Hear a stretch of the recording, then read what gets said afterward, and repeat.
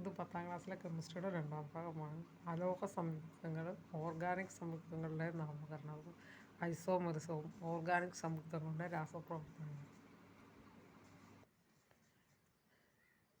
ഈ അമോണിയ എന്ന് എഴുതിയേക്കുന്നതിൽ ഇതിനകത്ത് ഏതെങ്കിലും ഒരു ഗന്ധം അനുഭവപ്പെടുന്നുണ്ടോ? ഇത് ചെയ്തപ്പോൾ ഏത് ഗന്ധം അനുഭവപ്പെടുന്നുണ്ടോ? രൂക്ഷഗന്ധം. വാതകത്തിന് ആസിഡ് സ്വഭാവമാണോ ബേസിക് സ്വഭാവമാണോ? ഇത് കണ്ട ഇങ്ങനെ ശേഖരിക്കുന്നതിന് കാരണം എന്താകും? അതുപോലെ ഇതിൽ നിന്ന് അമോണിയയുടെ സാന്ദ്രതയെക്കുറിച്ച് എന്താണ് അനുമാനിക്കുന്നത്? അതുപോലെ അമോണിയ വാതകം നീറ്റുകക്കയിലൂടെ കടത്തിവിടുന്നത് എന്തിനായിരിക്കും?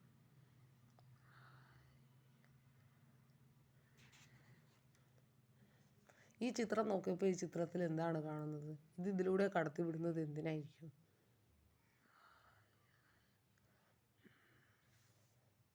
അമോണിയയിൽ അടങ്ങിയ ജലാംശം നീക്കം ചെയ്യാനാണ്. ഇതാണ് പറഞ്ഞത്. പാരഗ്രാഫ് വായിച്ചിട്ട് ഉത്തരം. കെമിസ്ട്രി എന്ന് പറയുന്ന ഒരു വിഷയം അങ്ങനെയാണ്. നമ്മൾ കുറച്ച് പാരഗ്രാഫോ അല്ലെങ്കിൽ പട്ടികയോ അല്ലെങ്കിൽ എന്തെങ്കിലും പടമോ ഇതൊക്കെ തന്നിട്ട് അത് മനസ്സിലാക്കിക്കൊണ്ട് ബാക്കിയുള്ള ചോദ്യങ്ങൾക്ക് അത് നോക്കി ഉത്തരം എഴുതണം.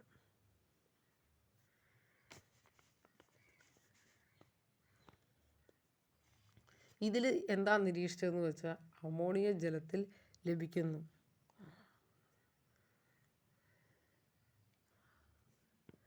അതുപോലെ അമോണിയയുടെ ജലത്തിൽ ലയത്വത്തെക്കുറിച്ച് എന്താണ് അനുമാനിക്കുന്നത്? അതുപോലെ ജലം ഫ്ലാസ്കിനുള്ളിലേക്ക് ഇരച്ചു കയറാൻ കാരണം എന്തായിരിക്കും?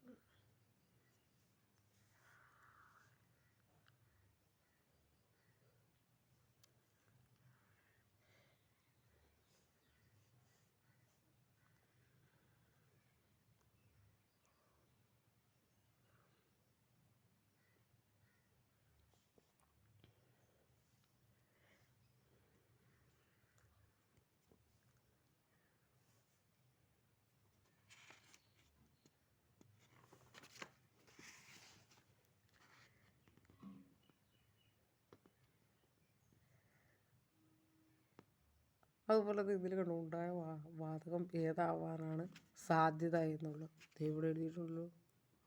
അമോണിയ തന്നെ NH3.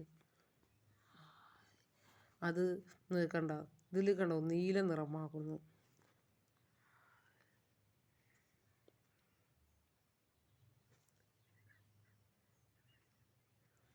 ഇത് കണ്ടോ ഇപ്പം ഇത് നമ്മൾ ഓർക്കും ഇത് തന്നെ ഇതിൻ്റെ ആൻസർ എവിടെ നിന്ന് കിട്ടിയെന്നുള്ളത്. അപ്പോൾ ഈ പാരഗ്രാഫിലുണ്ട്. ഇത് കണ്ടോ, അതാണ് ഇവിടെ എഴുതിയേക്കുന്നത്. അതുപോലെ അമോണിയ എന്ന് പറയുന്ന വാതകമാണ്. അതാണ് പറഞ്ഞത് NH3. പിന്നെ ഇത് ആദ്യം നമ്മൾ എഴുതിയില്ലേ രൂക്ഷഗന്ധം എന്നുള്ളത് ഫസ്റ്റത്തെ ഇതിൽ. ഏതാണ് ഇതിൽ? രൂക്ഷഗന്ധവും ബേസിക് സ്വഭാവമാണ്. അപ്പം ബേസിക് സ്വഭാവം കണ്ടോ ഇതിൽ എന്നാണോ ഏത് നിറമാറ്റത്തിന് കാരണം തന്നെ ബേസിക് സ്വഭാവം. അതുപോലെ ഇതിൽ കണ്ടോ തന്നെ രൂക്ഷഗന്ധം. അതാണ് പറഞ്ഞത്. അതിൻ്റെ ചിലപ്പോൾ 2-3 പേജ് വിട്ടിട്ടുള്ളതിലായിരിക്കും ചിലപ്പോൾ അതിനാണ്. അതാണ് പറഞ്ഞത് ടെക്സ്റ്റ് മര്യാദക്ക് വായിച്ച് നോക്കണം. അപ്പോൾ ആൻസർ കിട്ടാൻ പറ്റും.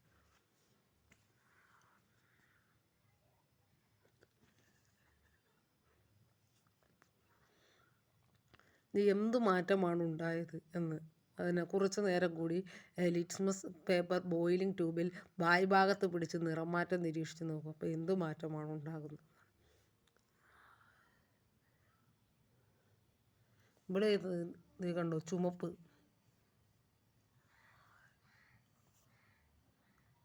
ഈ NH3+HCl എന്ന് എഴുതി. ഇനി അതിൻ്റെ ബാക്കി ഈ NH4Cl എന്നുള്ളത് എവിടെ നിന്ന് കിട്ടും?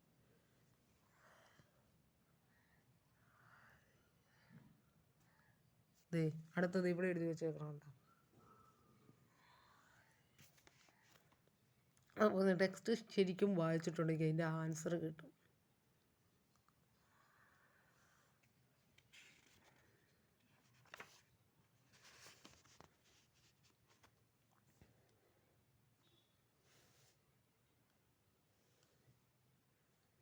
പിന്നെ ഇത് കണ്ടോ പുരോപ്രവർത്തനം പശ്ചാത്തലപ്രവർത്തനം. ഈ പുരോപ്രവർത്തനം എന്ന് പറഞ്ഞിട്ടുണ്ട് തന്നെ കൂടിയ പ്രവർത്തനം പുരോപ്രവർത്തനമാണ്.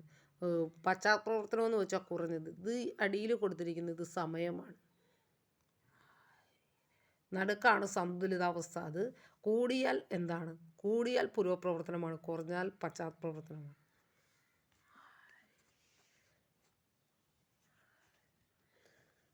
അപ്പോൾ ദേ ഇതിൽ എന്നാ സമയം കഴിയും തോറും പുരോപ്രവർത്തന വേഗം, പശ്ചാത്തലപ്രവർത്തന വേഗം എന്നിവയ്ക്കുണ്ടാകുന്നു. അപ്പോൾ സമയം കഴിയും തോറുമാണ്. സമയം കഴിയും തോറും എന്ന് വെച്ചാൽ എന്നതാ? പുരോപ്രവർത്തന വേഗം കുറയും. സമയം കഴിയുമ്പോൾ കുറയൂലേ, അപ്പോൾ പശ്ചാത്തലപ്രവർത്തന വേഗം കൂടുകയല്ലേ ഉള്ളൂ. സമയം കഴിഞ്ഞിട്ടുണ്ടെങ്കിൽ കുറയുകയുള്ളൂ. അതുപോലെ പുരോപ്രവർത്തനത്തിനും പശ്ചാത്തലപ്രവർത്തനത്തിൻ്റെ നിരക്കുകൾ തുല്യമാക്കുന്ന ബിന്ദു. ഇവിടെ എന്നാ കൊടുത്തേക്കണത്? സന്തുലനാവസ്ഥ. അതാണ്.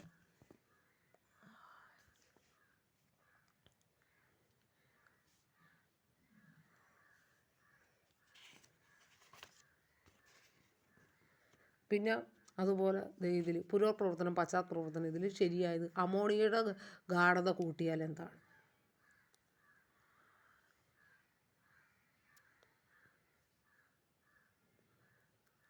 ഗാഢത കൂടുന്ന പ്രവർത്തനം ഏതാണെന്നാണ് വിളിച്ചത്?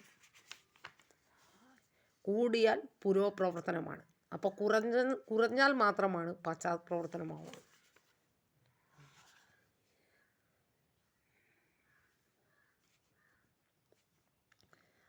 അതുപോലെ തന്നെ എന്നാ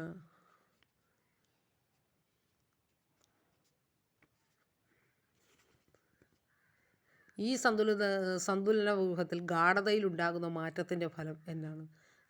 ഇതിനകത്ത് എഴുതി വെച്ചിരിക്കുന്നത് കണ്ട, സന്തുലനാവസ്ഥയിൽ ഗാഢതയുടെ സ്വാധീനം.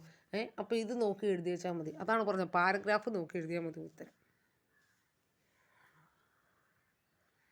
അതാണ് ടെക്സ്റ്റ് വായിച്ചോ മനസ്സിലായോ എന്നൊക്കെ ചോദിക്കണം. എന്ന് വെച്ചാൽ അതിൽ തന്നെ ഉത്തരമുണ്ട്. ഇപ്പോൾ കൂടുതൽ ഹൈഡ്രജൻ ചേർക്കുന്നു, അഭികാരത്തിൻ്റെ ഗാഢത കൂടുന്നു, പുരോപ്രവർത്തന വേഗം അപ്പോൾ അവിടെ കൂടുക ചെയ്യുന്നത്. അതുപോലെ ഉൽപ്പാദനത്തിൻ്റെ ഗാഢത കൂട്ടുന്നു എന്ന് പറയുമ്പോൾ എന്നാ അവിടെ തന്നെ? അപ്പോൾ അത് കൂടും. കുറയുമ്പോഴത്തേക്കും അമോണിയയുടെ അവിടെ കുറയുക ചെയ്യുന്നത്. അപ്പോൾ അവിടെ വേഗത്തിലെ മാറ്റം കുറയുക ചെയ്യുന്നത്. അതുപോലെ നൈട്രജൻ ചേർക്കുമ്പോൾ അവിടെ ഗാഢത കൂട്ടുക ചെയ്തേക്കണത്. അപ്പോൾ പുരോപ്രവർത്തനത്തിൻ്റെ വേഗത കൂടും.